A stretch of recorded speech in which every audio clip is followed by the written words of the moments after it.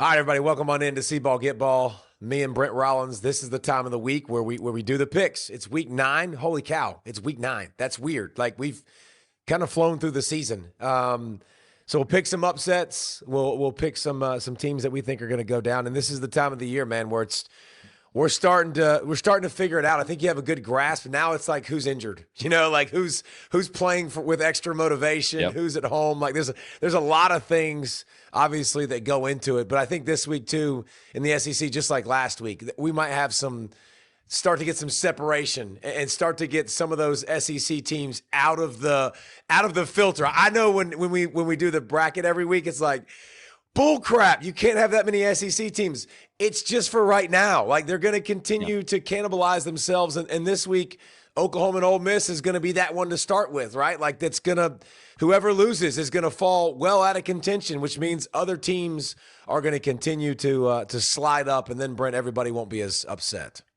Well, it's one where if you were predicting what it would be, you wouldn't predict 6 SEC teams to be there. No. Like it's just not going to happen.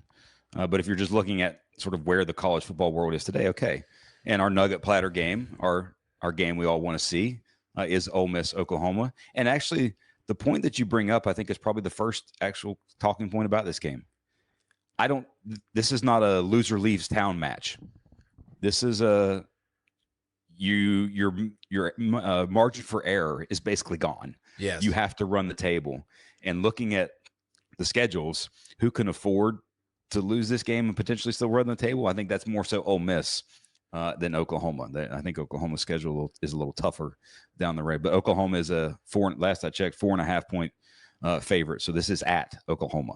Yeah, which again, that's where you always start. But Ole Miss, they've been in a lot of close games this year. That's one thing to note. Like obviously the LSU was a big win. We'll continue to look at that because is LSU near as good as we thought they were? I'm going to say no. Like I'm not. They might crater.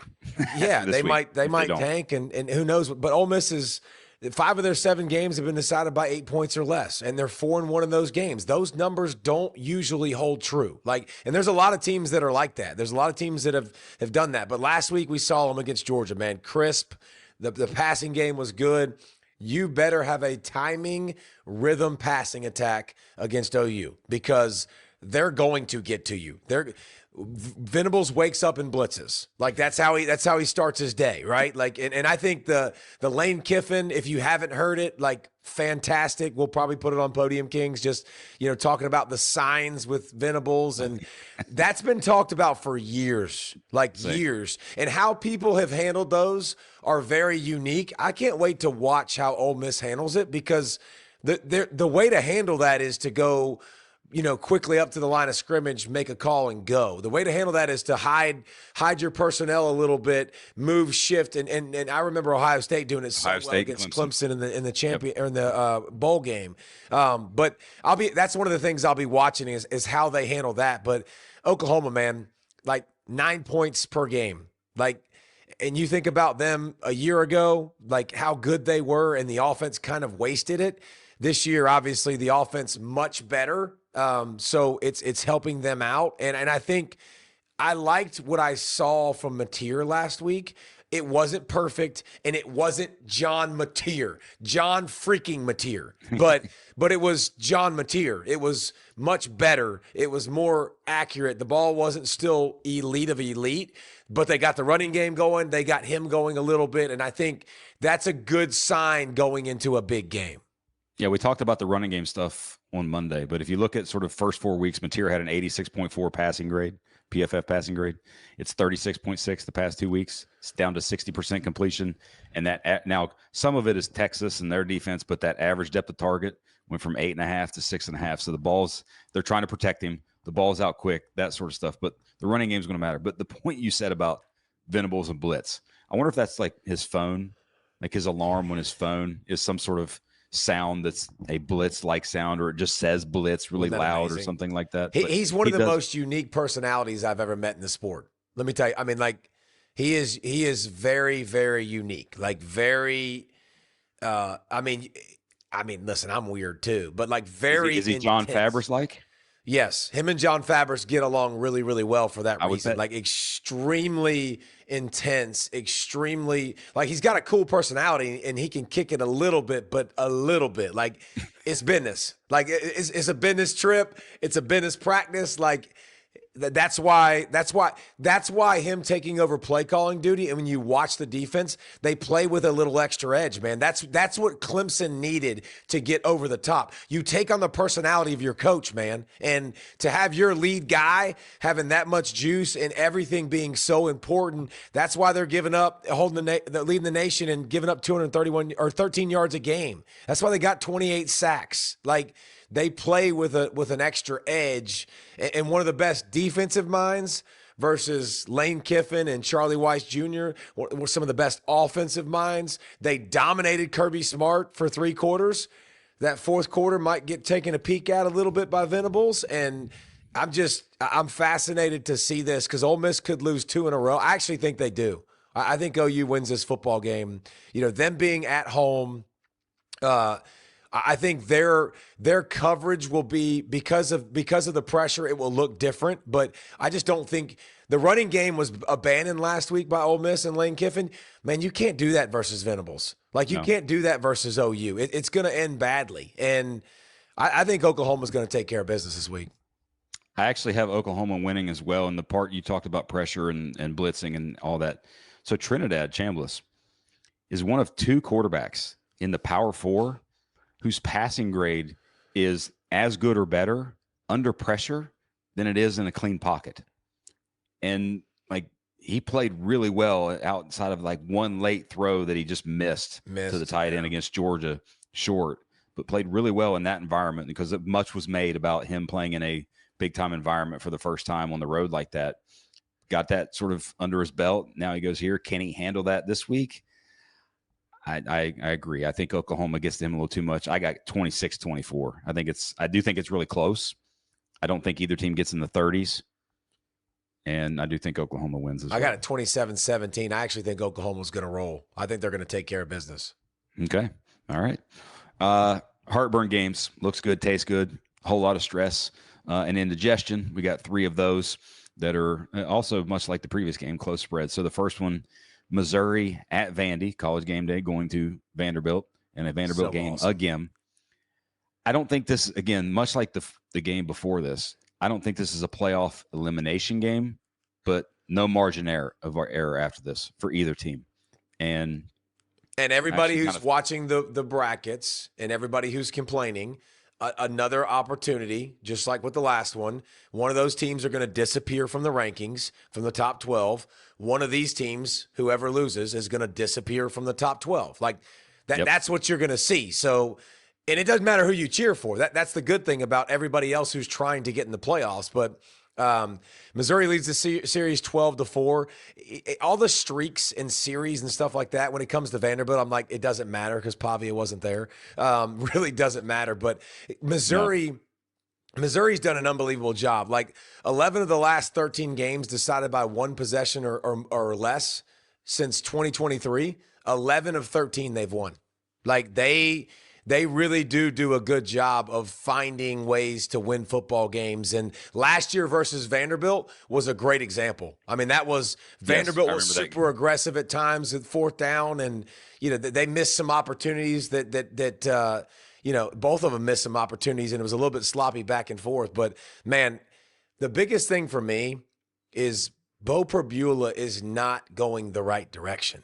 Like this offense is not going the right direction. And Vanderbilt, as much as we want to talk about Pavia and we want to talk about all the good things, and there is a list, and I could go down the list of, almost every game he's getting a rushing TD, he's getting a throwing TD, he's got 22 rushing touchdowns. We could go all down the list. But the biggest thing about their defense, man, like they make plays. Like they're disruptive. They move all over the place. They're hard to identify who's coming into pressure. They stop the run, which they never used to do. Like they used to physically get dominated at the line of scrimmage. They turn you over. They got a bunch of fumbles. Actually 7 different players with a fumble recovery, 4 different guys with an interception. Like it's 11 guys that have made a turnover. So kind of spreading it out. They rotate. They're deep. I think their defense is good enough to absolutely keep them in it. And obviously with their offense, they do their job. But I got the Commodores. I'm keeping the non-0% chance alive for the podcast. I love it. Missouri hasn't had 30 points in an SEC game in 3 SEC games. And what's been interesting recently with Vandy is the last few weeks, Cole Spence. Yep. The other tight end, especially last week, not Eli, not Stowers, but the other tight end, 7 catches on 7 targets, 101 yards, the touchdown last week. Like you add that another element, another, and he's like 6'7", I think 260, big boy, like another receiving option for Pavia. What's interesting watching him is he's actually turning the ball over more this year, at least under pressure, at least, and making turnover-worthy type plays, more belief in himself potentially this year than last year. Wasn't as careful with it this year. So as long as he takes care of the football, their offense is so efficient. I think they're going to be just fine in this game and move the ball and score. I got Vandy 30, Mizzou 24. I think Vanderbilt wins as well. And the only element that we haven't seen the past few weeks from Missouri is it's been not so much Ahmad Hardy. Yeah. He's got a little over 100 yards in the last 2 games. If he gets rolling, it's a different ball game. Completely different ball game. And LSU had the run game going a little bit. Like they were able to do more of that than I thought they would. And Perbula, just to give you some stats, he's still at 70 completion percentage. He's still at 70% for the season. So that's really good. But if you look at his numbers, though, he's under 60% in 3 of the last 4 games. Like 4 of his 7 interceptions are in the last 2 games. Like everybody kind of is understanding where they like to run the football because they like to run it to a specific side. And everybody's lack of options, lack of wide receivers out wide, and Norfleet in the red zone cover him. Like it's not an offense that has a tremendous amount of talent like you saw a year ago.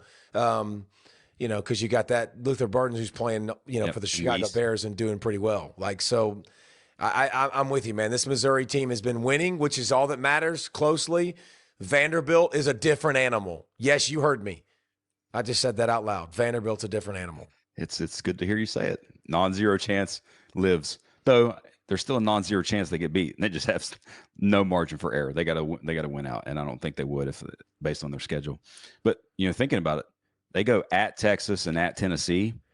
Is there anything that from Vanderbilt perspective, like, are you looking at those games and being like, no, they can't win those games? No, you're looking at those games as, they can compete very much so in those games. They can compete. They're not winning both.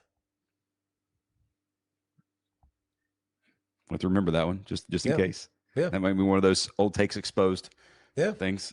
Tag it. All right, next one. Night game. Speaking of hanging on for dear life, this is a must-win for the Tigers. Texas A&M, undefeated, rolling at LSU. A&M is only a 2.5 point favorite on the road.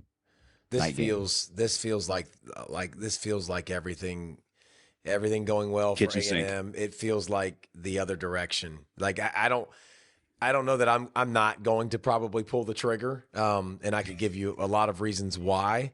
But when you look at A&M, man, first 7-0 start since 1994. I mean, it's fun to watch them have success and win. Such a great fan base, such a good team.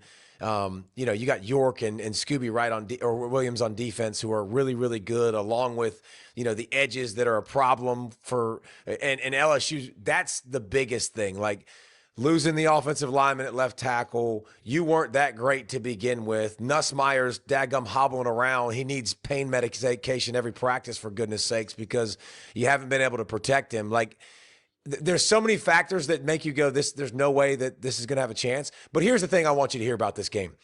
This might be the best showcase you will see all year of receivers versus DBs. Like, LSU's defense is so legit, and we've talked about it all year long. Now, it's leaking a little bit of oil the last couple of weeks, but it's not leaking oil out wide at corner. And I can't wait to watch the 1-2 punch of KC Concepcion, who is almost as good as everyone in the country. And now you get to go against an LSU group that is so good out wide. And Delane is the guy that you want to see, really. Like, that's the guy that Delane's good. Halsey's good. Like, just the secondary is really, really good. Elite wide receivers versus elite DBs. It might not be better to watch in the country at any given point in this season. So that's what I'm really, like, laser focused in on watching this football game. And you think about Concepcion and Craver. 57 targets for Concepcion, 48 for Craver. The next closest, or the next guy's Bethel Roman at 22 targets. It's Delane, it's Woodland, it's Pickett, the 5-star freshman that's, the tall Cooley. Guy. There's a ton of them, bro. That's my exact note in this game was that matchup. Delane, Wood, Pickett versus Craver and Concepcion. It's going to be phenomenal to watch because so much of what A&M's offense has been built on are those two playmakers. And there's, no Moss, Owens. Now they got the E.J. Smith guy, running back, who's a 6-year player for them from originally, I think, at Stanford. But last couple games, 13 attempts for 79 yards, 3 10-plus yard runs. So bringing a little something other than Owens. So, well, Owens is good too. Yes, and he's going to be great. But you need that extra something, that 1-2 punch, because you had it initially. This is only A&M's third road game. Yep. They won the 2 road games by a total of 4 points. Yeah. You feeling it? You feeling it on the road for them? Bro, I'm telling you, I'm not going to, I don't have, this is one of those games. I don't have the faith in LSU, but there's 2 games this week that I'm like, I feel like there's a really good chance that it's going to happen.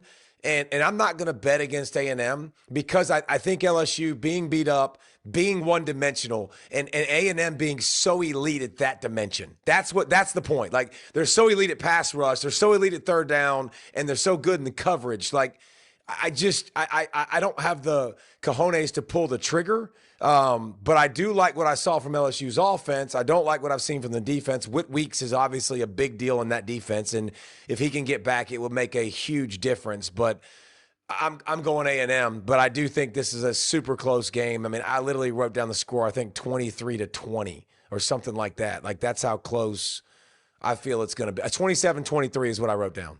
Yep, and I got A&M as well because for the reason that you mentioned is when you have an anchor.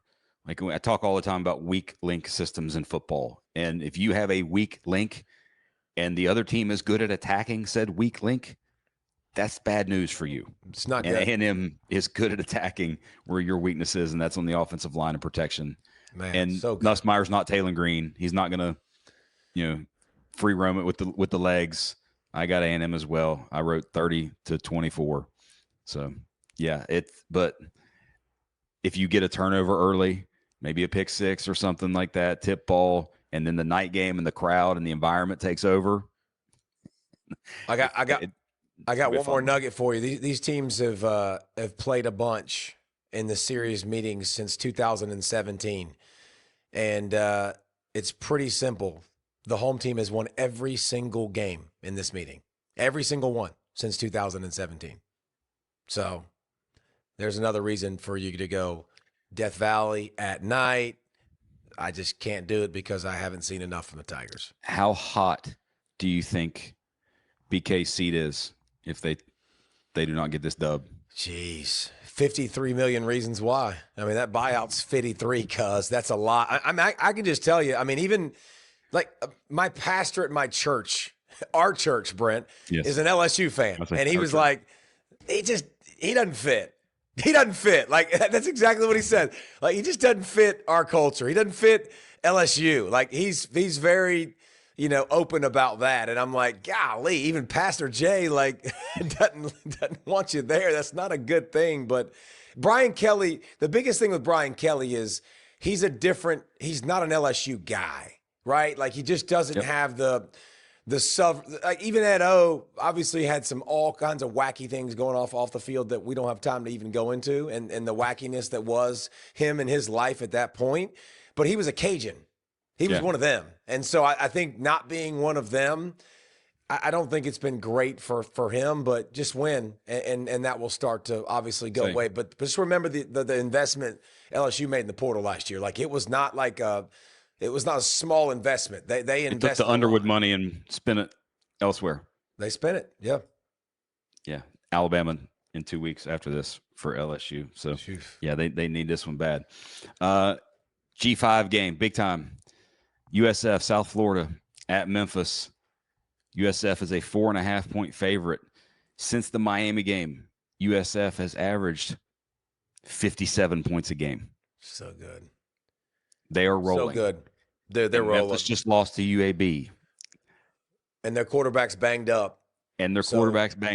Besides that, giving him any shot. He's listed last I saw, he's listed as day to day. Yeah, it's not good when you look at first of all, USF. If you're not paying attention, here's what I want you to realize. Alex Golish is one of the best coaches in college football, who's one of the hottest names, who's going to get a big-time job after this.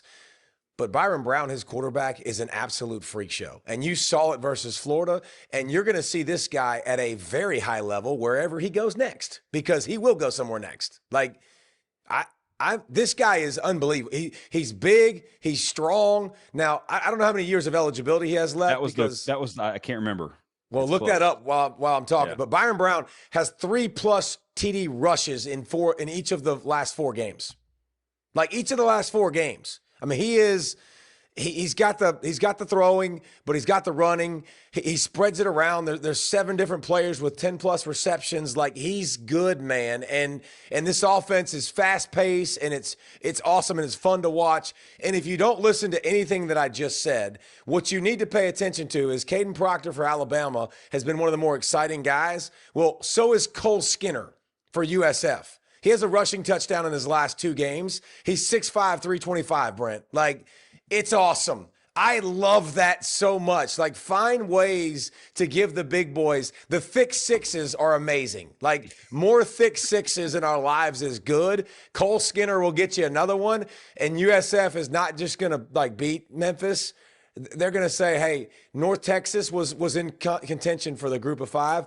They gone. We smashed them by 30. They're going to walk in and do the same exact thing to Memphis. I apologize, Memphis. It's not going to go well. USF is going to make a statement, and Byron Brown is an absolute baller.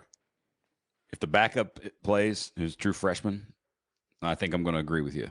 I think if Lewis somehow plays and is able to do what he can do, you at least get a punch for a while, kind of much like the North Texas game, because Memphis can score it. But Lewis is not only the QB, but he's the leader in rushing yards and attempts. Yes. So he is the center of their offense. And even if he does go with a back and like all the hits he's going to take, and it's not a good rest. Last week they needed a 99-yard kickoff return to stay in the mix. Like, they run the football really, really well. That all changed when A.J. Hill came in, and he tried to throw. He wasn't bad. He was 13 of 25, I think, for like $175. He was okay, but that offense, without Lewis, it's not boat racing. This is going to be a lay 'em and laugh.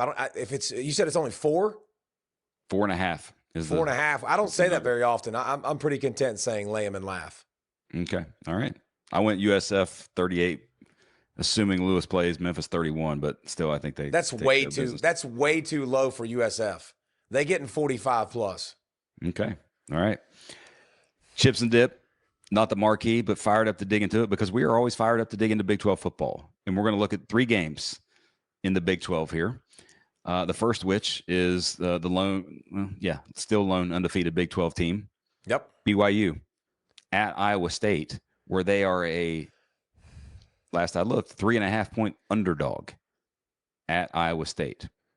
Well, they're not the only undefeated team in the Big 12, because UC is as well. UC and BYU in the Big 12, only undefeated teams. Right behind them. In conference, BYU hasn't beaten and lost at all. We're talking about Big 12. Yeah, okay. In the Big 12, and then right behind them, you got Arizona State with 1 loss, Houston with 1 loss, and Texas Tech with 1 loss. So, like, it's kind of cool. Now, BYU and Cincy will play each other, obviously, down the road. But this is a big one, man. Like, this is a big game. Something's brewing. We're doing that's going to be released really soon. and we're doing it on BYU, and going and watching their offense, man, it was a treat. Like, it was a treat to watch. It's very fun. It's very new school mixed with old school. Like, a quarterback obviously ran 47. Like, everything about it you like. It's just really cool. But Iowa State has never lost in this series. They're 5-0, and BYU is one of 6 remaining teams, in the country. So the list continues to dwindle, and this is one. When you're going to Iowa State, obviously, it can get another dwindling. But Bear Bachmeier, the run game versus Iowa State, which we saw Cincinnati, they're still running when they played them. Remember, it was just ground and pound, jumped out early. Bachmeier and LJ Martin can do the same thing. They are a great 1-2 punch, and the offense is perfectly suited for them to be able to score points, to be able to run the football. And then to me, it's on Rocco Beck. Rocco Beck's been a good quarterback last year. He was really, really good. And then this season, to start the season, he's been really good. But since the start of the season, where they went 5-0, 2 road game losses, and it's not looked near as good. And they're another team too that's in that mix. Five games this season decided by 8 points or less, and they're 3-2. But Beck's first 2 games, 5 touchdown passes, 4 in the last 5 games. And again, he's thrown in, the rushing, which he does a good job of. He's got 7 of them, I think, on the season. So he's a good player. We're going to need to see Rocco Beck come back to being a really, really, really good player and a consistent player, not making mistakes. They're going to have to run the football. They're going to have to be they're at home and they're favored, Brent. So there's a reason for that usually, and that usually means, we don't know something that they know. But I'm going BYU. I've doubted BYU enough. I owe you an apology. I'm going with BYU. I like what they're doing. I'll save a lot of the numbers and stuff for the Something's Brewing so people can watch that video. But Iowa State losing at Colorado and then getting a bye week. That's the one thing that to me is an element of, okay, midseason, bye week. BYU just played a very physical game against the rival Utah. That means a lot. Yes. Everything in me from a football perspective is picking BYU. But I wrote Iowa State 24, BYU 20. I have no other reason other than just wackiness of college football this year, potentially even being some form of reasoning there.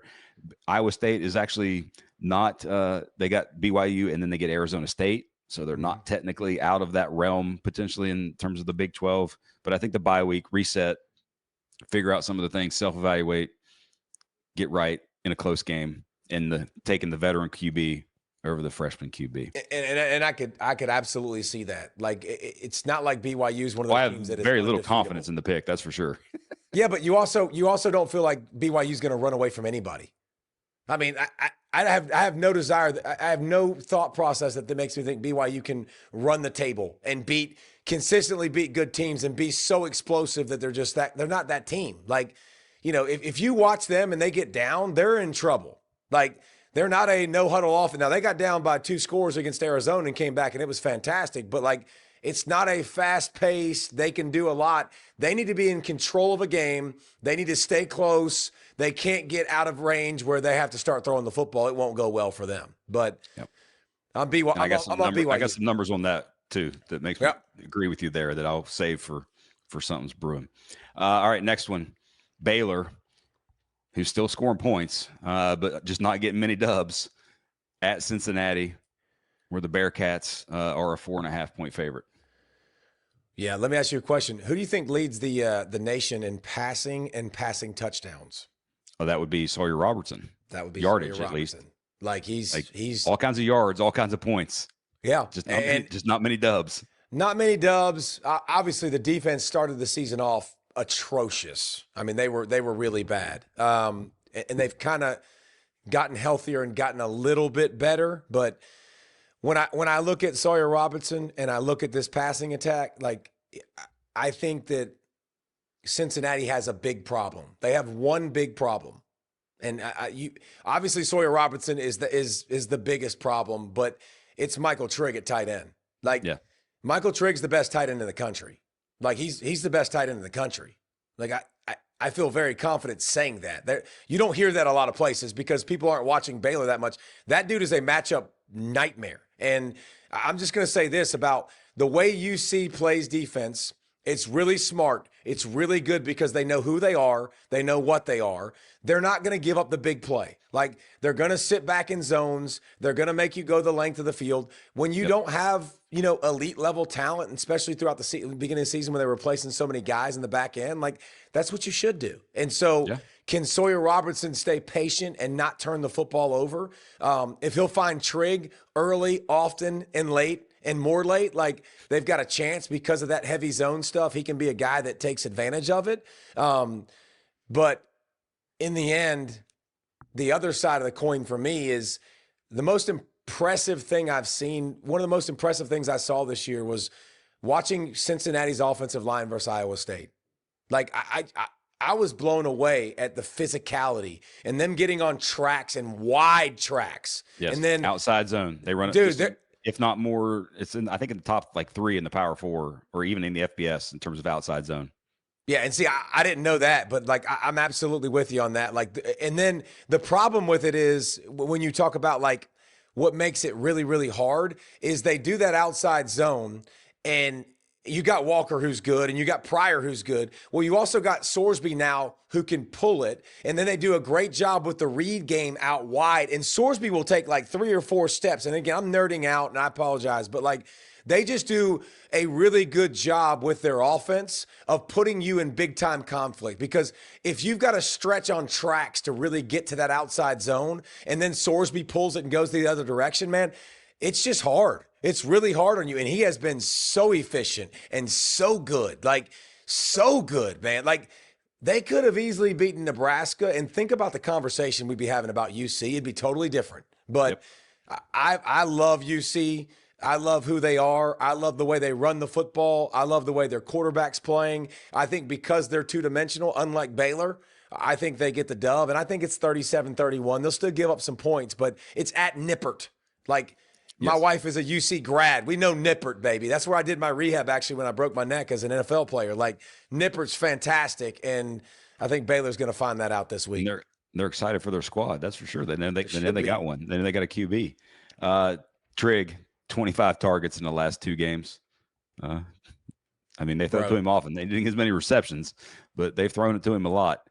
I got Cincy, 38, Baylor, 34, Walker, Pryor, Sorsby, their offense. They get it done. They score more. Baylor haven't given up less than 27 in a Power 4 game. So I'm not going to get 30s. Is that good? That's not good. It means you got to score a lot. All right, last Big 12 one, which folks maybe don't realize this. Houston is 6-1. Houston, we have a problem. They're going to Arizona State, who is off a big emotional win that they put a lot into. I can't remember, did they rush the field? Yes, they did. Yeah, they did, right? Never good when you rush the field the week before. And then you got the game next week. McGuire will probably be on Podium Kings tomorrow for that because he made a comment about, didn't they win the league last year and go to the playoff and they're still rushing the field? Like, it was kind of a backhanded, slap a little bit. Okay, I told you LSU I thought could win the game. I didn't have the cojones to pick it. I'm in the same boat with Houston. I'm in the exact same boat because Arizona State is beat to crap, and it's their best players. It's their best freaking players. Like, Prince rushing the passer is one of their best guys that can do it. Like, he's banged up, might not play in the game. Like, they haven't been two-dimensional. Hammy. Yeah, and I feel like that was a cramp because he came back in the game and you saw him finish and make a couple big plays, not just the catch on 3rd and goal, but also the fumble recovery, which was enormous. So I think he's okay, but I worry about the big emotional win. I worry about all of the injuries. And then can they run the football, man? Like, I need to see Arizona State, be more two-dimensional because Sam Leavitt was a pain in the ace last year because they could run the football, man, and they were physical. Then they could play action, and then he could play make. Now, last week, I get it. Like, the perfect game plan for Texas Tech last week was take advantage of their secondary. Don't run it at their front 7. It's wasted plays. I love the way they did it. It's like we talked about years ago with Clemson beating Alabama. Like death by 1,000 cuts, wear them out. Like that's how you have to do it. I think that was really, really smart. I don't think you'll do that with Houston. Houston is, again, like when you talk about as good a coaching job in the country, this is probably, Sataki's probably going to be Big 12 Coach of the Year, but you're not going far from going to Houston to find the next one. And they play to their strengths of exactly who they are. Texas Tech is the only team that's beat them up. They've been in a bunch of games. They find ways to win. They run the rock. Their QB runs the rock. They're not trying to throw it that much. They can't protect their QB worth an absolute crap, like worth a crap. Every time I watch a Houston game, I'm like, my gosh, I feel bad for that dude. Like, I would not want to play quarterback on that roster. Like, it's a tough life. Like Connor Wigman, it's a hard knock life, bro. He probably likes the running part. He probably doesn't. He loves to run it, and they're good at that. Like they're really good at the running game, and maybe that will keep them in it. But I got 23-20, and I want to say Houston, but at Texas, at Arizona State, to me is the difference being at home. But I think all the circumstances, this is why you look at the whole big picture, man. Like it's not just in a vacuum that Arizona State has Leavitt and is more talented and should win the football game. All the injuries, the big emotions, all the stuff that goes into it, and now the matchup of like Leavitt, you're going to have to be patient as a mug because Houston's just like Cincinnati defensively. Like they're the same way. They're just going to drop back and be like, broski, have it. Like, and that's not. Yards. Take your 4. And that's not Take your 5. Sam Leavitt's strength. Sam Leavitt wants to make plays. And the Connor Wegman part that was interesting that you mentioned with him running the ball. He has 58 attempts this year. A lot. He had 48 attempts in 3 years at A&M. Like, it's just amazing to see that a kid who he made some plays and had some yardage as a runner at A&M, but has completely become the massive piece of their running game at Houston. And so I agree the closeness of the game. I wrote Arizona State 24, Houston 20. I think this is because of last week as much as anything. Yeah. I mean, it's interesting to hear Dillingham talk about, I think what was he talked about his physical practices. Like we're never not going to be physical like we were last week because that brought out the best in our team. That was how we were last year, all that kind of stuff. Keep it up. Okay, fine. We'll see. Keep it up. That's a great call. I'm glad you said that because we'll have Dillingham in a couple of weeks. He's coming on the show. And then tomorrow we'll have Dusty Dvorak, who's a fantastic, and again, a defensive guy. Perfect on see-ball, get-ball. But again, hey, tip of the flipping cap to Willie Fritz. Like Willie Fritz and the rebuild. Like Broski deserves so much freaking credit to have that roster and what he's doing and finding ways to win games. Like Willie Fritz, you're the man, Willie Fritz. When we previewed them in the preseason, we're like, we have no clue because their entire roster was new. The entirety of the roster almost. So tip of the melon cap. Don't forget that. You got to get the promo in there. Baby. Just since we talked all Big 12 there, if today, who's in the Big 12 championship game? Oh, geez. Because just if Houston somehow gets this win, their remaining schedule, Colorado, West Virginia, UCF, TCU, Baylor. Yeah, that's right. They beat Colorado. They lost. They got beat the crap by Texas Tech. Yeah, that's as good as a schedule as it gets. But Arizona State's set up pretty good too. And then the win over Texas and the win over Texas Tech, I think, is really, really good. Obviously, I'll go BYU. No, I'll go Cincy. I'll go Cincy and Arizona State. Yeah. Cincinnati gets them at home. They got to go to Utah. They got to go to TCU, but they get Arizona and BYU at home. Cincinnati does after Baylor this week. There's still so much that can happen in the Big 12. That's why it's the best league. It's the best league every year to watch. Like the SEC this year has gotten better now because there's so much depth. But like the Big 12, every game is awesome. Like you can pick so many, like the Houston, Arizona State. Like there's just so many games every week that are so good to pick that if you want to win money, if that's your thing, it's not ours here at See Ball Get Ball. Don't bet on the Big 12 because I don't think you're going to win much money. Unless you're betting against the team in the over behind my head. Yeah. I think that's a pretty good bet right now. Unfortunately, the Mountaineers are a struggle bus. Yeah. Not good. We'll wait for year 2, Rich Rod. Year 2. Veggie tray game. Might skip it, but it's actually going to be really good, and it's actually very important. Illinois at Washington. This is, to me, a playoff elimination game. Yeah. Washington is a 4.5-point favorite. I actually think if either of these teams, and Bielema was actually, I heard him talking about it today. Oh, yeah. Where he's like, hey, if we're 10-2 and our only losses are to number 1 and number 2, he's already doing the lobbying. But I do think that if one of these teams finishes 10-2, I think they're in the playoff. Well, hold on. There's a different conversation to be had. Washington, yes. Illinois, no. Okay. Washington beats Oregon late in the season and they're 10-2. Yes. They're in the playoff. Like, I can get down with that because it'd be a decent loss to Michigan, a decent loss to Ohio State. Illinois has a lot to overcome, man. You don't lose by 53 and lose in another game by, you scored late, but 18. It wasn't competitive. Yeah. The game was over. Like, I've seen you against 2 playoff. Now, listen, that's the number 1 and number 2 team in the country. That's fine. But I think you've got to compete at a higher level. But Washington, this is a big opportunity. And Washington at home, Damon Williams, when you watch him play, he's got so much special to him. He really does. And then he has some head-scratching moments last week against Michigan. Mm-hmm. But I think because Michigan is good enough defensively to pressure and to get you to the ground, now Illinois is going to have to get you to the ground. And tackling that kid, you better have some athletes that can do it. And he and Jed Fish are they're really good. Like, okay, here's what I would do. If I'm Illinois and I want to win this football game, number 1, number 2, number 3 focus is Damon Williams. It's his running ability. Because the running ability that he does. Coleman is a beast. He's an animal. He's going to break tackles. He's not going 60. He's not going to chew up the chunks.